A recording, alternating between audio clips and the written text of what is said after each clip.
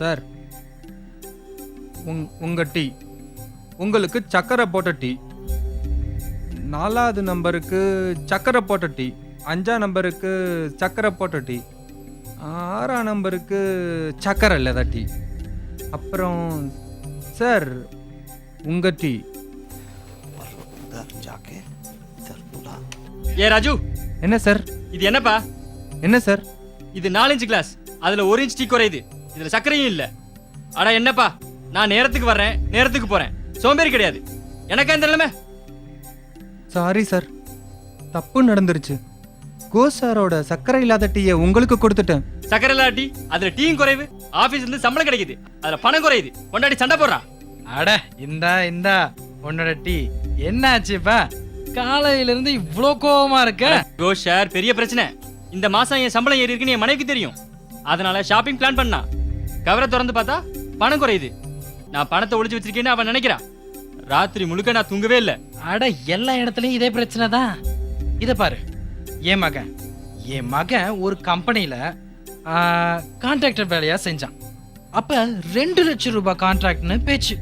ஆனா பேமெண்ட் சமயத்துல 2000 ரூபாய் வெட்டிட்டாங்க. அட கோஷன்னே, நேத்து என் பிக்ஸ்ட் டெபாசிட் மெச்சூர்ட் ஆச்சு. ஆனா பேங்க் அதுல 10% குறைவாயா அக்கவுண்ட்ல இருந்து கிரெடிட் பண்ணிட்டாங்க. நாளைக்கே போய் கேட்கணும் இல்ல? ஆமா, இப்பதான் நானும் யோசிச்சேன். என்னோட டெனன்ட் புதிய கான்ட்ராக்ட் செஞ்சிட்ட பிறகு இந்த மாச வாடகையில டாக்ஸ்ங்கிற பேர்ல 3% வெட்டிட்டாரு. நான் கேட்டா சொல்றாரு டிடிஎஸ் கட் பண்ணினதா. என்னத்த சொல்றது, சம்பளத்துல குடும்பம் நடத்துறது கஷ்டமா இருக்கு. அதனால வெளியில கமிஷன் வேலை செய்ய வேண்டியது இருக்கு. இங்க பாருங்க, 2 நாளைக்கு முன்னால ஒரு கம்பெனி கமிஷன் கொடுக்கும்போது 10% டிடிஎஸ் கட் பண்ணிட்டாங்க. இருங்க இது கேளுங்க. ரமேஷ்க்கு பேங்க் தானாவே 10% கட் பண்ணிட்டாங்க. அவனோட பேங்க்ல என்னோட பிக்ஸட் டெபாசிட் இருந்துச்சு, அதுக்காக 20% கட் பண்ணிட்டாங்க. அது எப்படி முடியும்? அவசியமா என்ன? இதே மாதிரி நடந்துட்டே இருந்துச்சுன்னா ஒரு நாள் இல்ல ஒரு நாள் ஆண்டவன் என் பேரே கட் பண்ணிடுவான். அட இல்ல என்னோடதும் இத்தனை நாளா கட் பண்றாங்கல்ல. சரி, ஒரு விஷயத்தை சொல்லுங்க. சம்பளத்துல இருந்து பணத்தை படிக்கிறது ஏன்னு தெரியுமா? இது வருமான வரி சட்டம். உங்க சம்பளத்து மேல ஆண்டு டாக்ஸ்க்கான ஒரு ஆவரேஜ் கணக்கு பண்ணி ஒவ்வொரு மாசமும் பிடிப்பாங்க. ஆனா இதுக்கு முன்னாடி டிடிஎஸ் வெட்டலையே. என்ன, நீங்க இதுவரை டாக்ஸின் வரம்புக்குள்ள வரல. பாருங்க, யாருடைய ஆண்டு வருமானம் மினிமம் டாக்ஸபிள் இன்கமுக்கு மேல இருக்கோ அவங்க வருமானத்து மேல இன்கம் டாக்ஸ் சட்டத்தின் பிரிவு 192 கீழே டாக்ஸ பிடிப்பாங்க. உங்க இன்கம் இப்ப அதிகமா இருக்கு, உங்க ஆண்டு வருமானம் இப்ப டாக்ஸபிள் ஆயிடுச்சு. அதனால அந்த எக்ஸ்ட்ரா பணத்துல டாக்ஸ் பிடிக்கப்பட்டிருக்கு. இது மட்டும் இல்ல, பிரிவு 192(1A)வின் கீழே பிற டாக்ஸபிள் வருமானத்தின் நிதியின் மேல டாக்ஸ் வசூலிக்கப்படலாங்கிறத ஞாபகத்துல வச்சுக்கோ. அமைப்பு வெற்றின் மேல தானாக டாக்ஸ் கொடுக்காத பட்சத்துல இது பொருந்தும். வேலை செய்யும் நபர் ஒருவர் ஒரு ஆண்டுல 1க்கு மேற்பட்ட அமைப்புக்குள்ள வேலை செஞ்சா மற்றும் ஒரு அமைப்பில் இருந்து கிடைக்கும் ஊதியத்தின் விவரத்தை பிற அமைப்புல அளித்தா டிடிஎஸ் பிடிக்கும் போது பிற அமைப்புகளில் இருக்கும் கிடைக்கும் ஊதியத்தை கணக்கில் எடுத்துக்கொண்டு டிடிஎஸ் கட் செய்யணும். ஏதோ ஒரு எம்ப்ளாயி தன் பிற வருமானத்தின் விவரத்தை அமைப்பிடம் கொடுத்தா அந்த கூடுதல் வருமானத்தை அவருடைய சம்பளத்தோட கூட்டி டிடிஎஸ் வெட்டுவது அமைப்பின் கட்டாயமாகும். மேல வச்சுக்கோங்க, ஹவுஸ் ப்ராப்பர்ட்டி லாஸ் தவிர வேற எந்த லாஸும் கணக்குல சேர்த்துக்கொள்ள முடியாது. பிரிவு 89 கீழே ஒருவர் பணிபெறுவர் என்ற பிரிவின் கீழே ரிலீஃப் பெற விரும்பினா அதை கணக்கில் கொண்டு டிடிஎஸ் பிடிக்கப்படும்.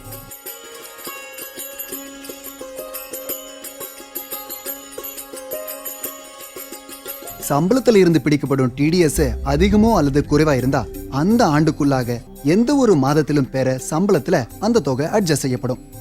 ஆபீஸ் மூலம் இதை இன்ஃபார்ம் பண்ணிருக்கலாம். தேவையில்லாம வீட்டுல பிரச்சனை ஆயிடுச்சு. கண்டிப்பா உங்களுக்கு இன்ஃபார்ம் பண்ணுவாங்க.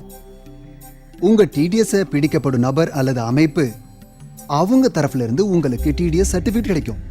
அந்த டிடிஎஸ் சர்டிபிகேட்டின் முழு விவரமும் உங்க ஐடி ரிட்டர்ன்ல இன்க்ளூட் ஆகும். உங்க டாக்ஸபிள் லயபிலிட்டி பொருந்து இந்த தொகை அட்ஜஸ்ட் செய்யப்படும். 10 இலக்க டேன் மற்றும் டிடிஎஸின் தனித்தனி விவரங்களை அதற்குரிய இடங்கள்ல எழுதும். ஒவ்வொரு டிடெக்டர்ஸும் டேனுக்காக கண்டிப்பா அப்ளை செய்யணும். டேன்ல 10 இலக்க ஆல்பா நியூமரிக் நம்பர் இருக்கும். டேன்காக ஃபார்ம் எண் 49B-ல விண்ணப்பம் செய்யணும்.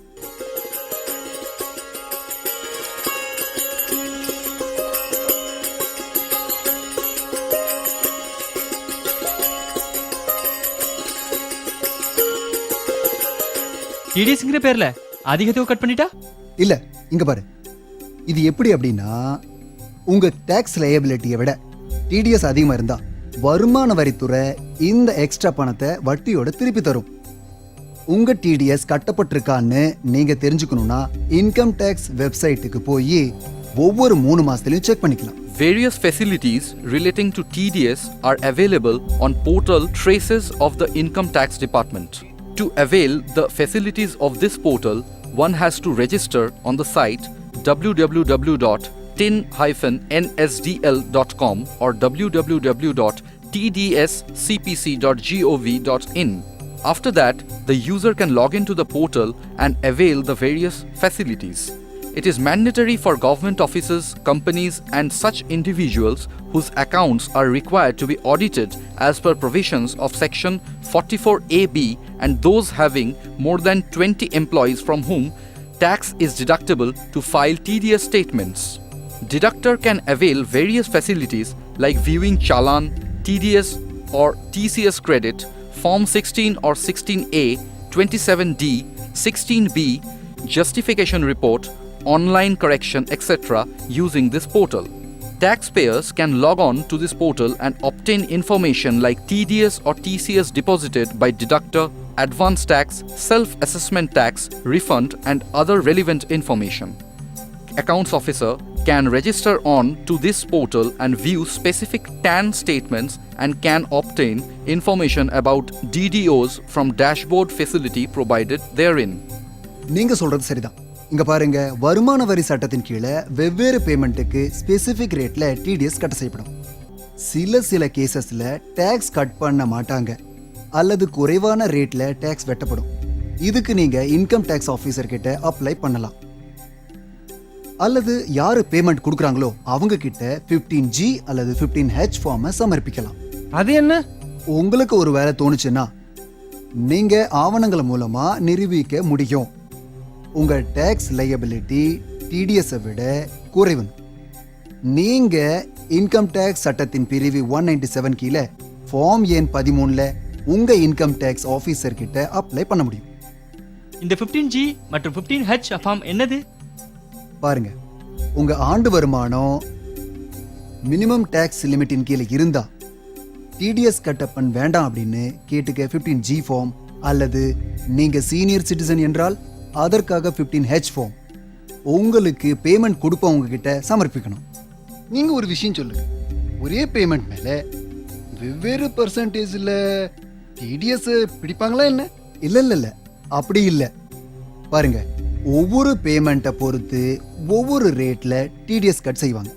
ஆனா ஒரு மாதிரி பேமெண்ட் மேல கட் செய்யுங்கிற ரேட்டு ஃபிக்ஸ் ஆனது.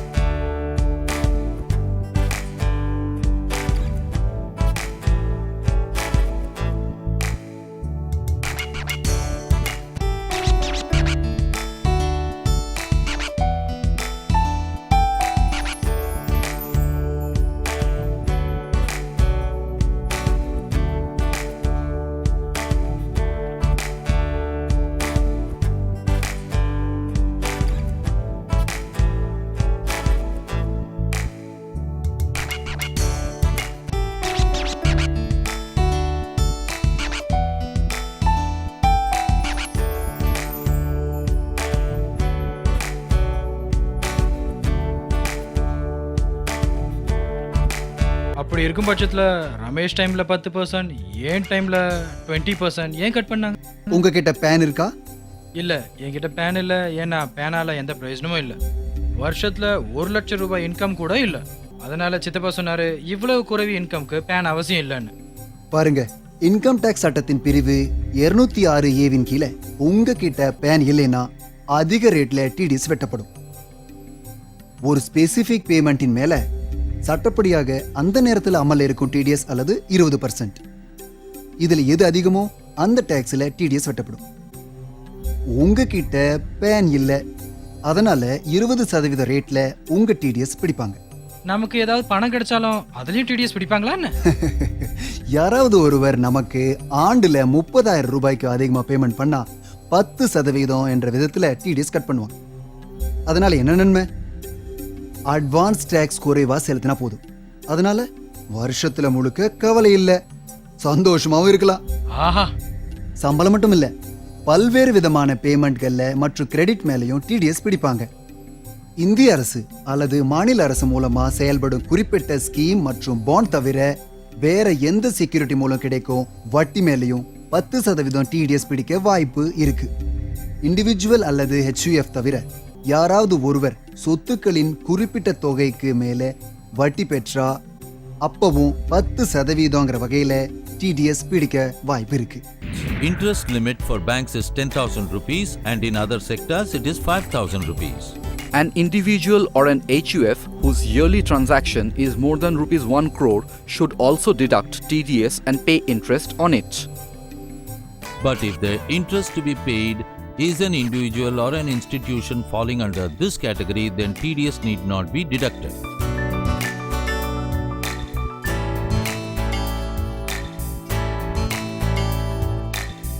Lottery or crossword puzzles generating income more than rupees 10,000, then 30% TDS is deducted as per the provisions.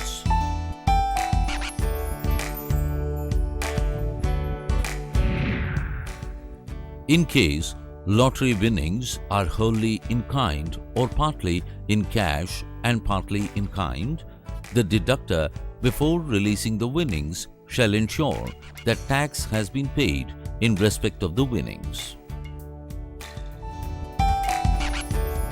For horse racing or gambling incomes exceeding rupees 10,000, then TDS is deducted at the rate of 30% as per provisions.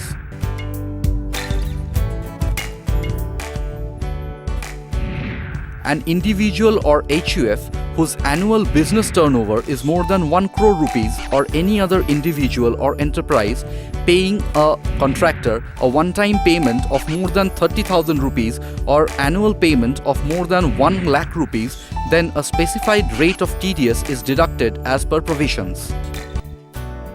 If the contractor is an individual or an HUF, then TDS is deducted at 1% and in other cases at 2%.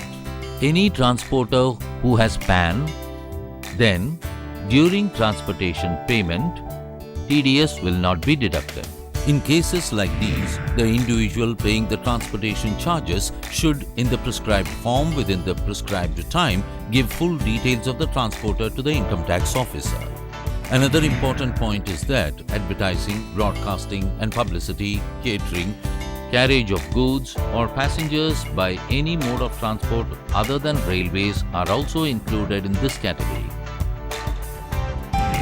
For insurance commission exceeding 15,000 rupees per annum, TDS is deducted at the rate of 5%. If any payment is made to a non-resident sports person, TDS is deductible at the rate of 20%. If National Savings Scheme income exceeds 2,500 rupees per annum, TDS is deducted at the rate of 10%. For repurchase of mutual funds from Unit Trust of India, TDS is deducted at 20%. Lottery ticket agents, while paying commissions or any other payments in excess of 15,000 rupees, should deduct TDS at the rate of 5%. Any individual or HUF whose annual business turnover is more than 1 crore rupees or any other individual or an institution, if in the same financial year in the form of brokerage or commission pays more than 15,000 rupees, then he has to deduct TDS at the rate of 5% and pay the balance amount. But in the case of BSNL or MTNL's PCO franchisees, TDS will not be deducted. Any individual or HUF whose annual business turnover is more than 1 crore rupees or any enterprise that pays an annual rent of more than 1.8 lakh rupees, then on this rent, TDS is deducted at the rate of 10% as per provision. If this rent is paid for any machinery, then TDS is deducted at 2%. If you are purchasing immovable property other than agricultural land and the consideration is rupees 50 lakhs or above, the purchaser is to deduct TDS under section 194IA of Income Tax Act at 1% on purchase value. The amount of TDS deducted will be deposited within 30 days from the end of the month in Form 26QB through electronic payment. The purchaser or deductor does not need to have TAN. Deductor will issue TDS certificate in Form 16B within 15 days from the due date of furnishing Form 26QB. Any individual or HUF whose annual turnover is more than 1 crore rupees or any other person in the same financial year pays more than 30,000 rupees for professional or technical services, then TDS will be deducted at the rate of 10%. If anyone is paid a royalty of more than 30,000 rupees a year, then 10% TDS is deducted as per provision. If the compensation or enhanced compensation for compulsory acquisition of any immovable property other than agricultural land exceeds 2.5 lakh rupees, then TDS to be made at the rate of 10% of such payment. Remember one more point. Tax is not deducted just while making a payment. Sometimes it happens that while receiving payments, tax is deducted. Okay, what is this all about? Please tell me in detail, sir. Income Tax Act Section 206C says, if for commercial purposes, you procure any forest produce, for example, such as wood, honey, leaves for rolling bidis, Jewelry or car, or any mineral or scrap. When you purchase them, the payments made by you for these are tax deducted at specific rates by the seller and deposited in government tax account.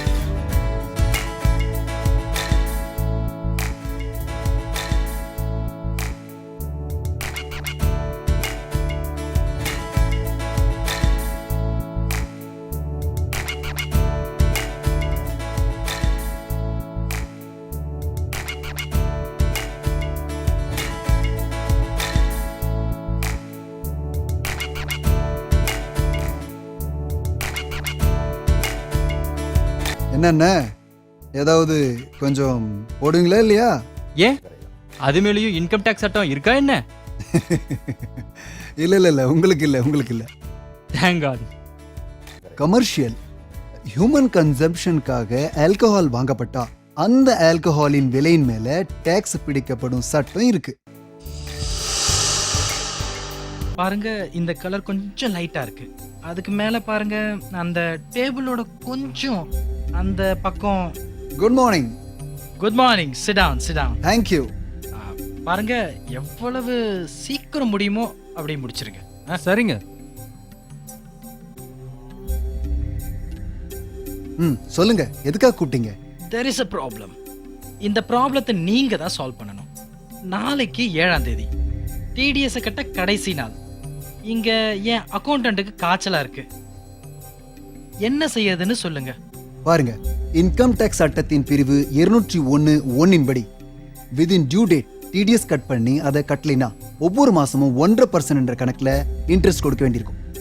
அது மட்டும் இல்ல, பிரிவு 221 படி பெனால்ட்டியும் செலுத்த வேண்டியது இருக்கும்.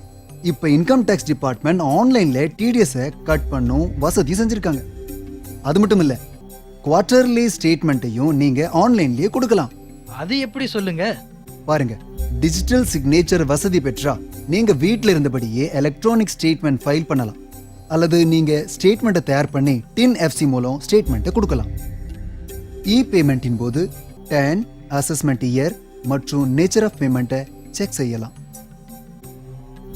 Challan 281 சலான்ல TDS அல்லது TCS செலுத்தலாம். பலதரப்பட்ட TDSகளை செலுத்தணும்னா 281 சலானின் வெவ்வேறு படிவங்கள் மூலம் செலுத்தலாம். சரியான ஃபார்ம் எண் மற்றும் சரியான டைப் செய்யப்பட்ட ஸ்டேட்மெண்ட்டை முடிவு செய்யும். டிடக்ட் செய்பவரின் விவரம் எழுதும்போது டேன், அசஸ்மெண்ட் இயர், ஸ்டேட்டஸ் மற்றும் பெயர், முகவரியை கட்டாயம் எழுதுவோம்.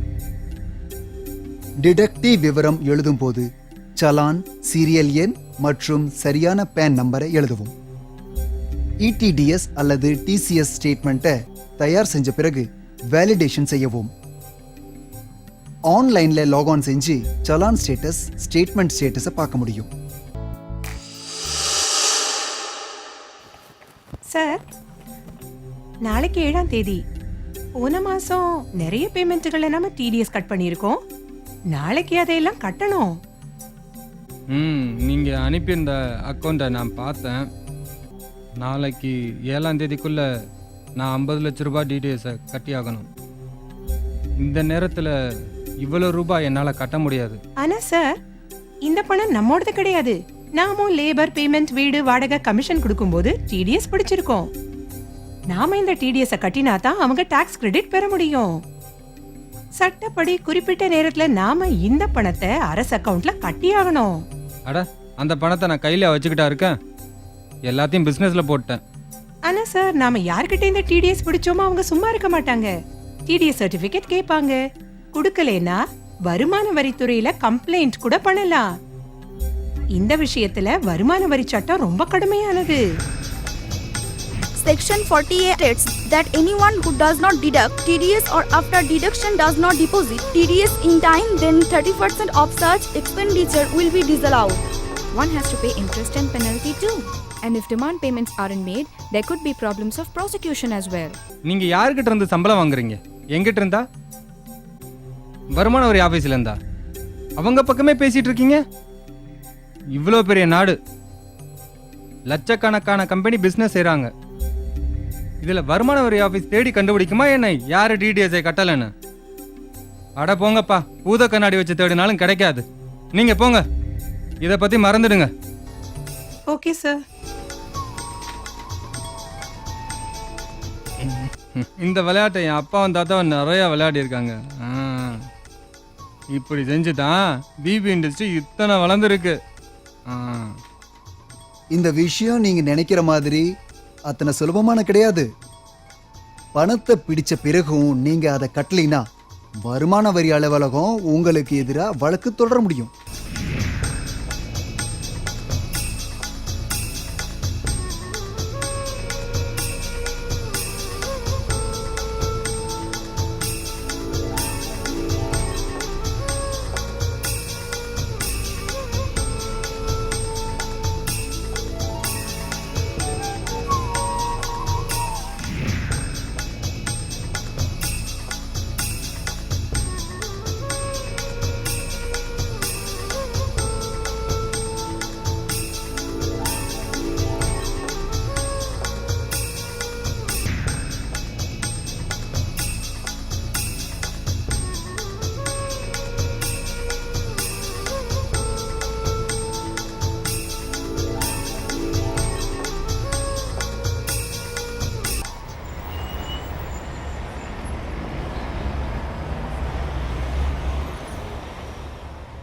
நீரஜ், சிசிஐடி சார் என்னை கூப்பிட்டுருந்தாரு.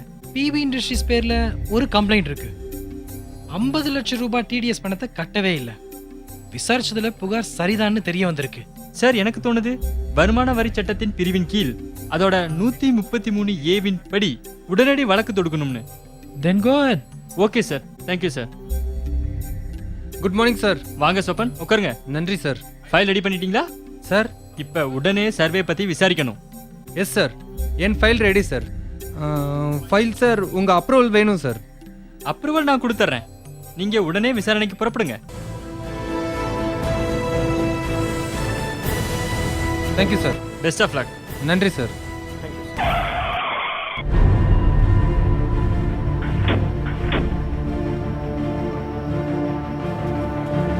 மிஸ்டர் பாக்லா இருக்காரா? நீங்க எங்க இருந்து வந்திருக்கீங்க? ஒரு பிசினஸ் விஷயமா அவர் கூட பேச வந்திருக்கேன். ஒரு நிமிஷம். ஹலோ சார், உங்களை பார்க்க யாரோ வந்திருக்காங்க. S, okay. 3rd ஃப்ளோருக்கு போங்க. Thank you. Good morning mister Wagla. நாங்கள் இன்கம் டேக்ஸ் ஆஃபீஸ்லேருந்து வந்திருக்கோம்.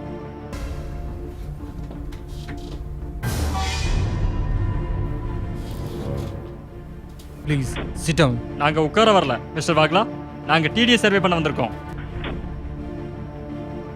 கௌஷிக், மிஸ்டர் வாகலாவை சர்வே ஆத்தரைசேஷன் சைன் பண்ண சொல்லுங்க. இதோ உங்க சர்வே ஆத்தரைசேஷன். சரியா படிச்சுட்டு இங்க சைன் பண்ணுங்க.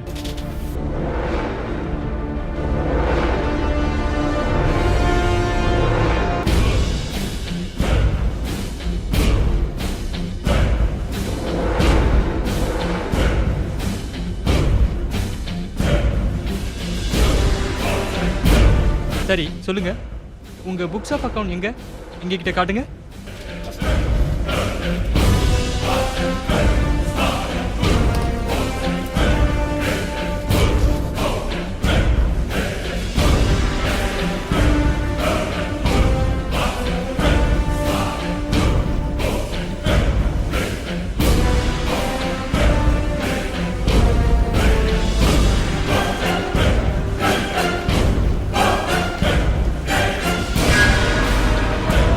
மிஸ்டர் வாக்லா, நீங்க இந்த வருஷம் மற்றும் முந்தைய 3 வருஷங்களுக்கான அக்கவுண்ட்ஸை காட்டுங்க. என் அக்கவுண்ட் எல்லாம் கம்ப்யூட்டரில் மெயின்டைன் ஆகுது. ப்ளீஸ் கம்ப்யூட்டரை பாருங்க. ஏய் விமல், கிளாஸ் எல்லாம் எடுத்துட்டு போ. ம்.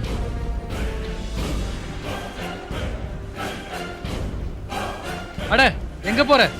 நில்லு. காட்டு காட்டு.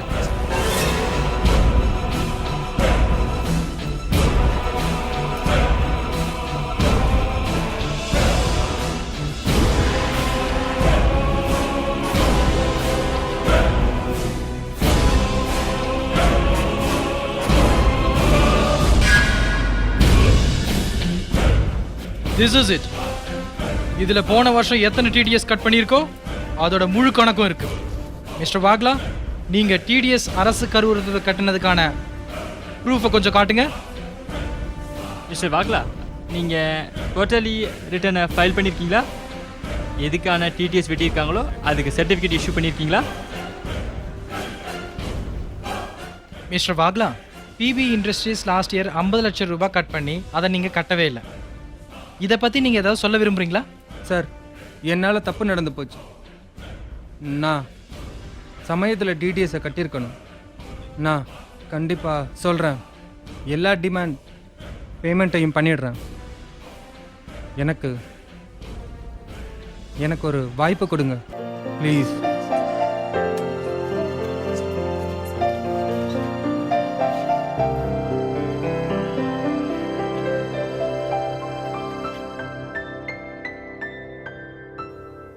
அடடா, எல்லாம் போச்சு. எத்தனை ரூபாய் நஷ்டம் ஆயிடுச்சு. இப்போ 50 லட்சம் ரூபாய் கட்டி ஆகணும். அதுக்கப்புறம் இன்ட்ரெஸ்ட் பெனால்ட்டியும் கொடுத்தாகணும்.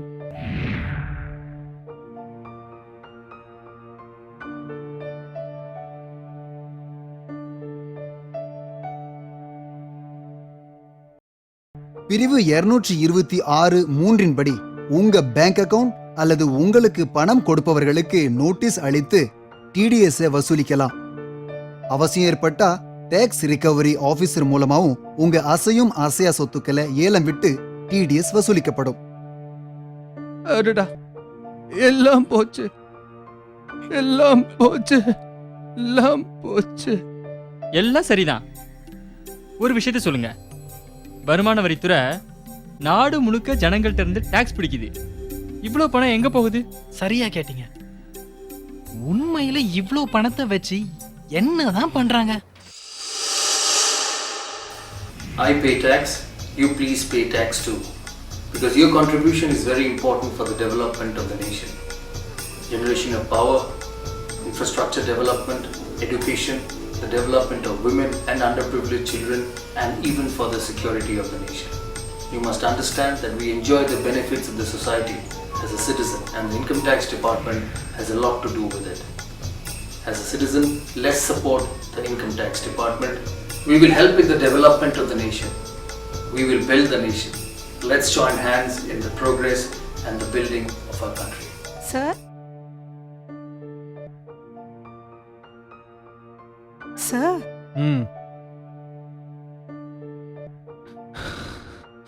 நீங்க சரியா சொன்னீங்க. சரியான சமயத்துல டிடிஎஸ்ஐ கட்டியிருந்தா இன்னைக்கு இந்த மாதிரி கஷ்டம் வந்திருக்காது. இப்போ எப்படி இருந்தாலும் கட்டிருங்க. நானும் சமயத்துல டிடிஎஸ் செலுத்தி நிம்மதியா பிசினஸ் பண்ண விரும்புறேன்.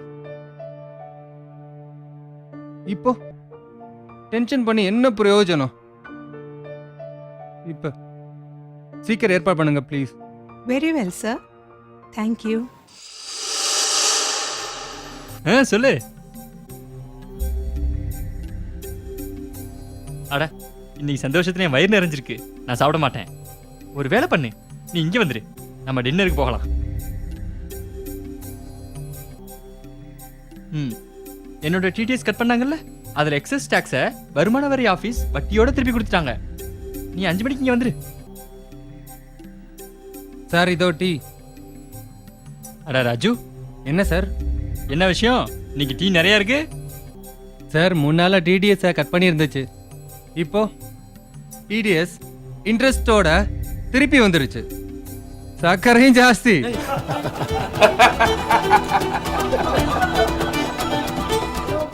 வருமான வரி ஆபீஸ் எதையும் மறக்காது. எப்படி சூரியன் பூமியில் இருந்து ஒவ்வொரு துளி நீரையும் தன்னிடம் எடுத்துக்கொண்டு அதை மேலும் அதிகமான ஈடு இணையில்லாத மழையாக திருப்பி அளிக்கிறதோ, அதே போல நாடு தன் குடிமக்களிடமிருந்து வரியை பெற்று மகிழ்ச்சி, வளமை, பாதுகாப்பு ஆகியவற்றை மக்களுக்கு திருப்பி அளிக்கிறது.